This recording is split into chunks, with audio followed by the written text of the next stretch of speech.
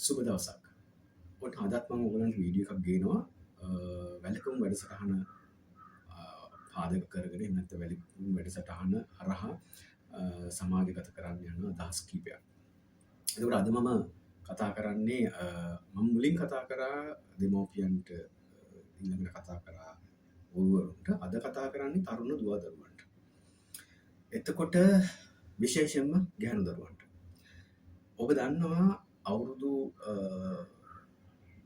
13ක් 14ක් වගේ කාලයක් වයසක් එනකොට සාමාන්‍යයෙන් එහෙම නැත්නම් වැඩිවියට පත්වෙච්ච ගැහැණු දරුවන්, නවයවුන් ගැහැණු දරුවන්. එයාලට වෙන දෙයක් තමයි විරුද්ධ ලිංගිකයාට ආකර්ෂණය වීම. ඒක ඉතාම ස්වභාවික තත්ත්වයක්. හැබැයි අපි දන්නවා අපි ඉන්නේ පාසල් කාලේ අපිට වැඩක් කොටසක් තියෙනවා පාසල් කාලේදී කළ යුතු. ඒ කියන්නේ අපේ අනාගතයේ යම්කිසි විදිහක සැලැස්මක් හදාගන්න. නැත්නම් අනාගතයේ අපි හරි විදිහකට Tamanට මාර්ගයක් හදාගන්න. ගත කරන උත්සාහ කරන අපේ මනස දියුණු කරන එහෙම නැත්නම් මොළය ටියුන් කරන කාලය තමයි පාසල් කාලය. ඔය කාලෙත් ඊටාම බාහිර කාර්යයන් සිද්ධ වෙන කාලයක් තමයි ඔය 10 වසර 9 වසර 10 වසර 11 වසර උසස් පෙළ දක්වා යන කාලේ. ඔය කාලෙදී ඔබට යම්කිසි විදිහක විරුද්ධ ලිංගිකයන් නැත්නම් ගැහැණු ළමයෙකුට පිරිමි ළමයෙක් කෙරෙහි හෝ වේවා පිරිමි ළමයෙකුට ගැහැණු ළමයෙක් කෙරෙහි වේවා ඇති වෙන ආකර්ෂණය.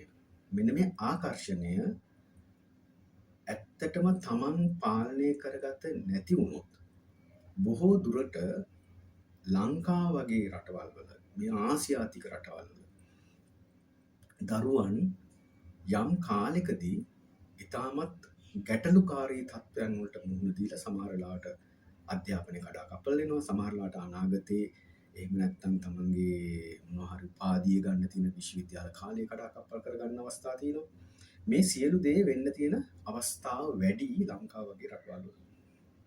ඒකට හේතුව තමයි අපේ රටවල් වල සියලු දේ එහෙම නැත්නම් මේ ආකර්ෂණය මත සිදුවෙන දේවල් සිද්ධ වුණාට පස්සේ සමාජය විසින් හදලා තියෙන එහෙම නැත්නම් එක පැත්තකින් පුරුෂ මූලික සමාජය විසින් හදලා තියෙන නිර්ණායක මතට ඔය ක්‍රමවේදය. ඒ කියන්නේ අපිට දැන් තරුණියක් එක්ක සම්බන්ධකම තියාගෙන ඒගොල්ලෝ ඒකේ යම් පෙන්සුව විඳිනවා කියන කාරණාව තියෙනවා. අන්න ඒ වගේ කාරණාවලදී සමාජය දකින සහ ඒ තුල ගොඩනැගෙන කතාබහ අතිශය මානසිකව පීඩනයක් ගෙන දෙන කරුණු කාරණා බවට පත් වෙනවා. ඒ නිසාම දරුවෝ ගොඩක් වෙලාවට ඉතාමත් දැඩි විදියට මානසික ආතතියට ලක් වෙනවා. සමහර වෙලාවට සියුම් හානි කරගන්න තත්ත්වයකට පත් වෙලා තියෙනවා. සමහර වෙලාවට තමන්ගේ අනාගතයේ අධ්‍යාපන කාලය සියලු දේ විනාශ කරගෙන අතිශය දුක් කරදර ගොඩකට මැදි වෙනවා. මෙන්න මේ නිසා අපි තේරුම් ගන්න ඕනේ ඒක පළවෙනි කාරණාව. එතකොට මේ සත්තු හැම වෙලේම එයාලගේ යම් කාලවකවානුවේදී හැසිරීම සහ ආකර්ෂණය වීම එකිනෙකාට ආකර්ෂණය වීම සාමාන්‍යයි. මිනිහටත් ඒක පොදුයි. ඒ නිසා හැබැයි අපිට තියෙනවා සත්තුන්ට වැඩි දෙයක්. ඒ තමයි අපිට හිතන්න පුළුවන් වෙයි. අපි මේ දේ කරොත් ඊළඟ ප්‍රතිඵලය ගැන අපිට අදහසක් ගන්න පුළුවන්. අන්න ඒ නිසා අපිට පුළුවන්කම තියෙන්න ඕනේ අපිව පාලනය කරගන්න. අපිව කන්ට්‍රෝල් කරගන්න.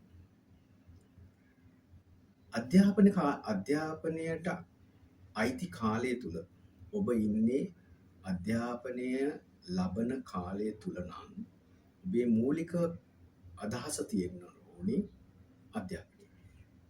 මේක සමහරලාට කියන්න පුළුවන් මේ අදහස වැරදි හරි මම කියන දේවල් වැරදි හරි එහෙම නැත්නම් තරුණ තරුණියෝ ආදරය කරන්න ඕනේ ඔය කතා ගොඩාක් දේවල් කියනවා. හැබැයි ඔය කියන කිසි කෙනෙක් ඔබට යම්කිසි දෙයක් වුණාම අනික් පැත්තට ඔබට අවලාද කියන්නේ ඒ අයමයි. ඔය කිසි කෙනෙක් ඔබේ යහපත පිණිස හෝ එහෙම නැත්නම් ඔබ වෙනුවෙන් හෝ ඉදිරිපත් වෙන්නේ නැහැ. ඒක අපිට මුලින්ම තේරුම් ගන්න ඕන දෙයක්. ඒ නිසා ඔබ වෙනුවෙන් යම් කිසි විදියක ඉදිරිපත් වෙන්නේ ඔබේ දෙමව්පියෝ වැඩිහිටියෝ පමණයි. එතකොට ලංකාවේ තරුණයා වර්තමාන තරුණයා අනාගත තරුණයා කොහොම වෙයිද කියන්න බෑ. නමුත් වර්තමාන තරුණයා යනු අතීතයේ තරුණයාම තමයි. අතීතයේ පිරිමියාම තමයි. ඔහු නවීන තාක්ෂණයත් එක්ක මෙවලන් එක්ක ඉස්සරහට ගියාට ඔහුගේ සිතිවිලි වල ඔහුගේ මනස තුල පාරම්පරික පිරිමියෙක් ජීවත් වෙනවා. ඒ නිසා තමයි ඔය කාලය තුලදී උසස් පෙළ කාලේ හෝ වේවා සාමාන්‍ය පෙළ කාලේ හෝ වේවා සමහර ගැහැණු දරුවෝ පන්ති යනවා කියලා යනවා. ඊට පස්සේ තව කවුරු හරි පිරිමි ළමෙක් එක්ක නැත්නම් තමන්ගේ පෙම්වතා එක්ක මල් වතු වලට හරි එහෙම නැත්නම් බස් වලට එකට හරි එහෙම නැත්නම් මේ කාලේ සමහර තැන්වල බස් එකේ පවා පෙම් සුව විඳින අවස්ථා ඕන තරම් තියෙනවා. එහෙම නැත්නම් රූම් එකකට යනවා. එවැනි දේවල් ඕන තරම් වෙනවනේ. හැබැයි ඒ දරුවා ගැහණු දරුවා මේක හොඳට හිතන්න ඕනේ ගැහණු ළමයි. ඔබ ගියොත් රූම් එකකට මතක තියාගන්න ඔබ යන අනිත් පාර්ශවය නැත්නම් පිරිමි ළමයා ඔබවම කවදා හරි දවසක විවාහ කරගනී කියලා ඔබට විශ්වාසයක් තියෙනවා. විශ්වාසයක් තියන්න පුළුවන්ද? කොහොමද විශ්වාස කරන්නේ? ඔහු මතක තියාගන්න ඔහු විවාහයට යම් දවසක සොයන්නේ කවදාකවත් රූම් ගියන් නැති ගැහණු ළමෙක්. එහෙම කෙනෙක් තමයි වැඩි හරියක් හොයන්නේ. බහුතරයක් මම කියන්නේ බහුතරයක් හොයන්නේ එහෙමයි. එතකොට ඇයි තමන්ගේ මොකද හේතුව පිරිමියා එහෙම මනසක නම් ඉන්නේ යම් කිසි දවසක ඔබ විවාහ වුණොත් ඒ විවාහක පිරිමියා සමහරලාට ඔබ කාලයක් ආශ්‍රය කරපු කෙනෙක් වෙන්න පුළුවන්. එහෙම නැත්නම් යෝජනාවකින් විවාහ වෙන්න පුළුවන්. ඒ කොයි හැටි වෙතත් ඔබ විවාහ දවසේදී ඔය පිරිමියා ඔය ගැහණු ළමයාගේ පිරිසිදුකම කියන එක හොයනවා. එහෙම නොසොයා ඉන්න පිරිමි ඉන්නේ ඉතාම අතලොස්සයි මේ ලංකා සමාජය සහ දකුණු ආසියාතික සමාජය. ඒ නිසා ඔබ කොහොම පරිස්සම් වෙන්න ඕනේ තමන්ගේ ජීවිතේ අනවශ්‍ය කරදර වලට දාගන්න නැතුව තමන්ගේ ගත කළ යුතු අධ්‍යාපනික කාලය නිසි අයුරින් ගත කරලා ඒ අධ්‍යාපනයේ සාමාන්‍ය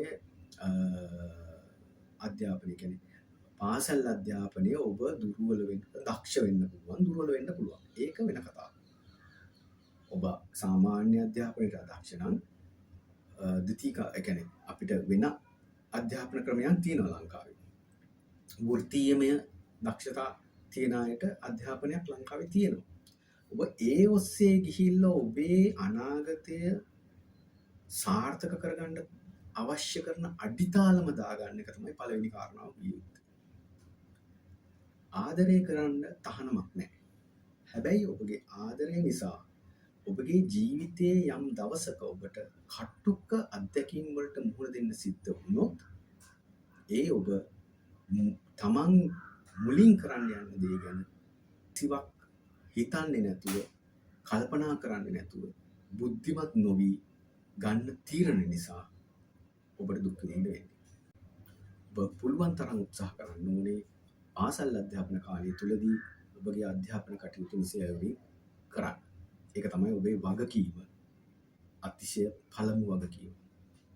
ඔබට ආදරය කරන්න ඕනේ කාලේ ආදරය කරන්න. විවාහ වෙන්න ඕනේ කාලේ විවාහ වෙන්න. විවාහ අධ්‍යාපනය කරන්න ඕනේ කාලේ විවාහ වෙන්න තීරණය කරන්න එපා. හරි. දැක්ක ගමන් කොල්ලෙක් ආකර්ෂණය වුණ පළියට මෙයා විශ්වාස කරන්න යන්න එපා. එයත් එක්ක එහෙම යන්න හදන්න එපා. මොකද මේ හැම දෙයකින්ම ක්ෂය වෙන්නේ ඔයාගේ අනාගතය වෙනුවෙන් හදාගන්න තියෙන කාලය තමයි ක්ෂය වෙන්නේ. ඒ නිසා කිසිම පිරිමි කෙනෙක් 100% විශ්වාස කරන්න එපා.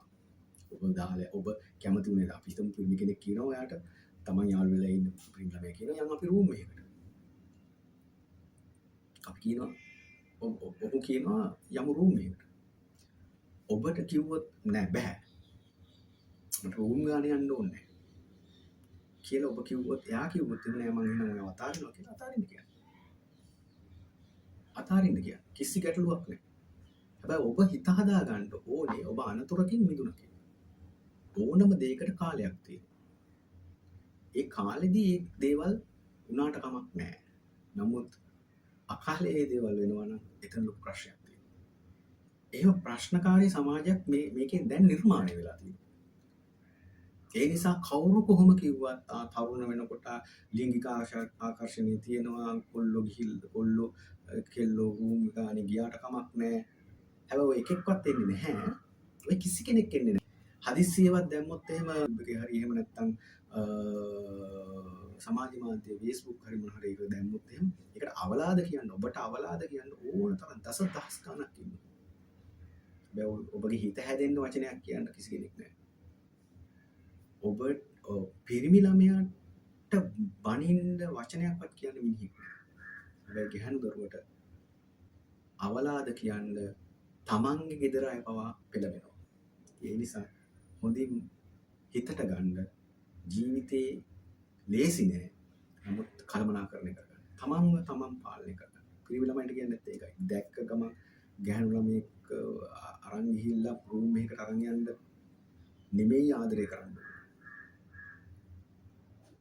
ඒ නිසා ගැහැණු දරුවෝ තේරුම් ගන්න පරිස්සමින් ජීවත් වෙන්න තමන් ආදරය කරනකොට බොහොම කල්පනාවෙන් ආදරය කරන්න. එහෙනම් ඔබට ජය වේවා.